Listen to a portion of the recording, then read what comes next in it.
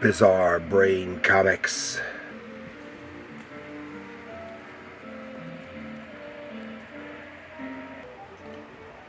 Well, hello, my comic book friends, and welcome to Bizarre Brain Comics. I am Gary, your host, and this is where I like to take a look at some older comics, talk a little bit about the characters and creators, and examine the stories and the art. This time I got a stack of comics, some from the Silver Age, mostly from the Bronze Age, even the late Bronze Age. So we'll just take a little look through this more or less random group. But before that, remember, I've got two books available. Bizarre Brain Comics presents, Bizarre Brain Comics Anthology, then Bizarre Brain Comics presents Heroes. Both of them for $7.99 each from Amazon. And here the first one has some bits of humor and a little bit of adventure, and the second one has some more mainstream stuff, some superhero-y stuff, and a little bit of horror and stuff like that. As I said, both $7.99 each from Amazon. Also available on Barnes & Noble online store, and you can just Google the title and it'll come up with a link for you. And to thank everyone who's got their copy already. Okay, now here we are with our little batch of comic books. We're starting off with the Marvel version of Captain Marvel. Captain Marvel 13. Look at that, it's a 12 center. It's from 1969. And this is I like this version of Captain Marvel. That's Marvel, the Kree warrior, sent to be a spy on Earth and winds up being a superhero instead. And of course, later his costume changed and got more cosmic-y. But I like this version of him. So Vince Coletta inks on Frank Springer pencils, and it's written by Gary Friedrich. And some fun old-fashioned-y stuff. And he's fighting, it looks like it's Kree versus Kree. Then we have another Captain from Marvel. This is Captain America, number 277. This was 1978, I think it was. And notice it has the the diamond shape up here. If I remember correctly, that was for and nothing here. That was for the period when they had 1978, when they had stuff bagged versions being sold in department stores.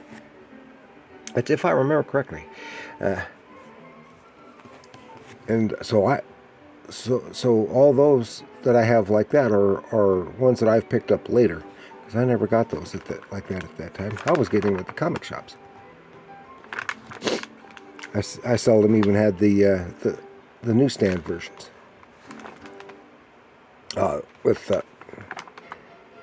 This is some Roger McKenzie doing the writing, and Sal Buscema doing the artwork. Yeah, John Buscema's brother. There's when their styles were still very similar. Oh, some good action. Oh, Nick Fury in bondage. Then we have this Superman's girlfriend, Lois Lane, number 114. I think this was 1970. Is Superman falling for her? Thorn, come back. Don't run away from me like this, said an astounding super-length thriller starring both Lois and the Thorn. And this is from 25 center, bigger and better. When they have the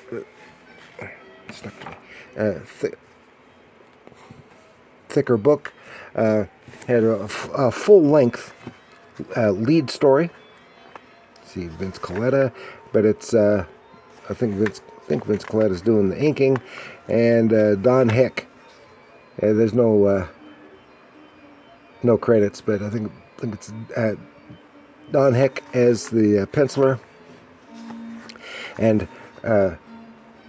featuring, of course, Rose and Thorn and Lois Lane together. If I remember correctly, at that time, Rose and Thorn was a backup, normally a backup title in the Lois Lane. Of course, this is a little longer story. This is a full 22-page story, and then has a backup reprint from about 5 years before with Kurt Schaffenberger as the artist and Leo Dorfman as the writer. So it's farther back in the Silver Age with the Silver Age silliness. Now this one takes a big step forward to, this was I think 1984, I think is what it said. This is PC, Pathways to Fantasy.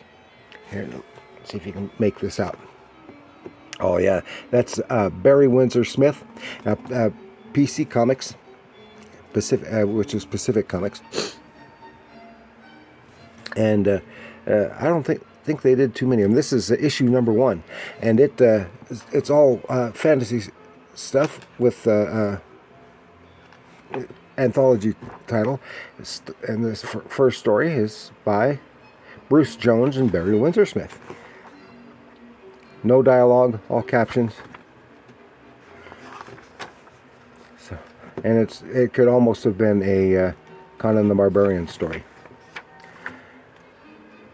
Then has another story, which is by Christina Rossetti and art by John Bolton. It's a beautiful, beautiful painted pages, watercolor pages by John Bolton. He did such wonderful, beautiful stuff. And he also had done some, I think, well known for doing his fantasy stuff. I did a Cull series, and what else did he do? I can't. Some other fantasy. I can't think of the title right now. And so that's some really cool stuff. Then we have just not too long ago did an episode on an issue of Black Hawk. Well, here's another issue of Black Hawk. Actually, it's 2 issues of Black Hawk. Issue number 235 and then 236, and this story was I think the story was continued from this page, from this one to the next one, which is unusually long story for the time. This is 67, and I think it's Dick Dillon doing the pencils, and I have no idea who. Coffin for a Black Hawk. Stuff. Yeah, the story does come to an end, but it leads right into this next one. Mutant Melt, because it has even the same villains. So it's really a continuation. Some nice stuff. Then definitely Silver Age is The Girl from Uncle, number 1. Last year, I think it was, I did an episode on a different issue of The Girl from Uncle, The Fatal Accidents Affair. Of course, The Girl from Uncle, based on the TV series, which was a spin-off from The Man from Uncle TV series and comic book. Has some Al McWilliams is doing the interior art on this, and some really, really nice artwork.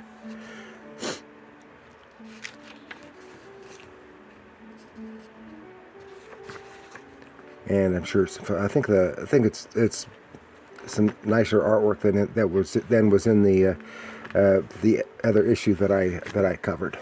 Okay. Then here we have Raiders of the Lost Ark, number 1, the official comics adaptation of the hit film. Of course, 64 pages, collector special.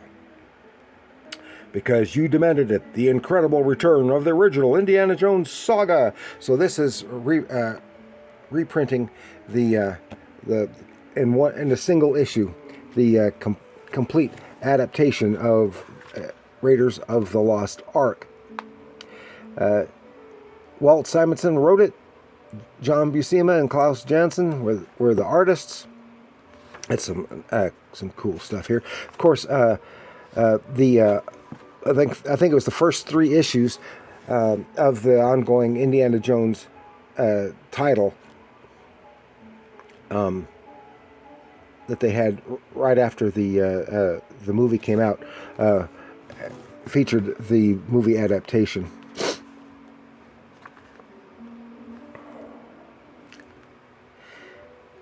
So all these scenes look awful familiar, and then had the ongoing monthly title for a couple of years or so, and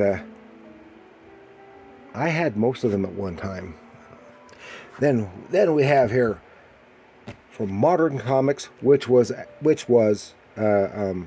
Charlton Comics, Judo Master, number 96. This is from 1978, but it is reprinting an issue from 1967. I don't know who the writer was, but it was drawn by some relatively early Dick Giordano stuff from shortly before he moved over to DC Comics. And Judo Master, it was kind of like a mashup of martial arts and war and superhero.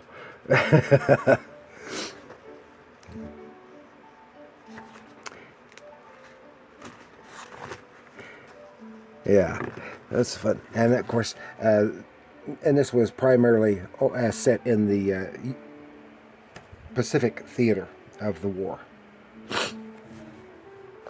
And here we have Kong, the Untamed, enter the primitive world of Kong, the Untamed, number 4. This would have been, what, 75, I think it was? Oh, yeah, 75. It was about a caveman, a cave boy, really, growing up, and dealing with some nice artwork, some interesting stories. I did an episode on a different issue. I think it was a different artist as well.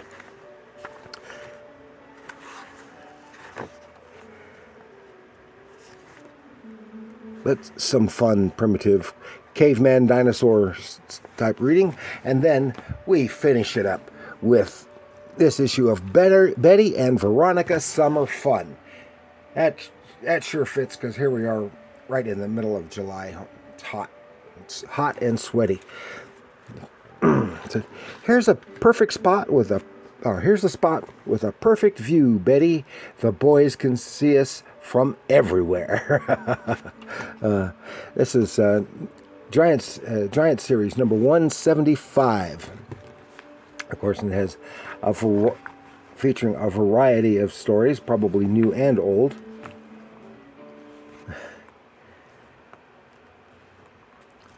All good fun. Some nice artwork. Some of it is like, I think it's got some of the some Dan DeCarlo stuff and I don't know who all else, but some really nice work and some fun reading.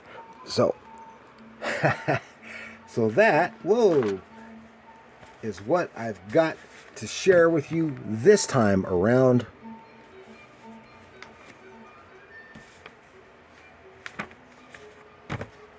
For this episode, but just a few comics from the Silver and Bronze Age. So I want to thank you for joining me. Please like, share, subscribe, and leave your comments down below. Tell me which of these books you really like. Which ones have you read, if any? Which ones would you be interested in seeing a more in depth of? I already got one that I want to do here. So remember, comics are art.